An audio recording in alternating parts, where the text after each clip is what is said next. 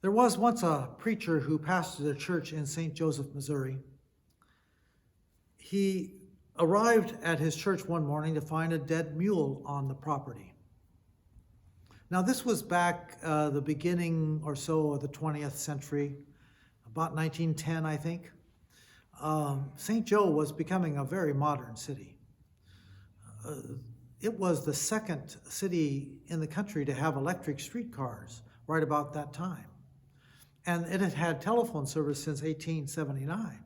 And this preacher figured that somebody in the city should be responsible for dealing with the carcass of a dead mule that was within city limits.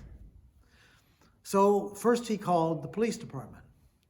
And the police department told him, well, this is not an issue of foul play. I don't think it's our problem. You should call the health department. And so he called the health department, and the gentleman he talked to there didn't think that it was really much of a health hazard, at least yet. You just needed it wasn't their job to get rid of the carcass. That's what he needed to do. Perhaps he would find some help with the sanitation department.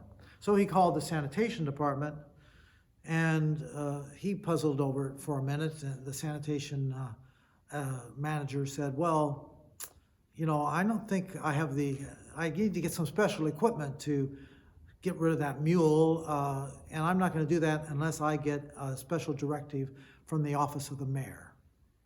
Well, now this preacher and the mayor were acquainted with one another, and the preacher didn't particularly like the mayor, didn't want to call him, but he didn't see he had much choice, so he went ahead and he called up the mayor. He says, I've got this dead mule on the church property, and I think something needs to be done about it. Well, the mayor started to rant and rave at the preacher, and finally he said, why did you call me anyway? Isn't it your job to bury the dead?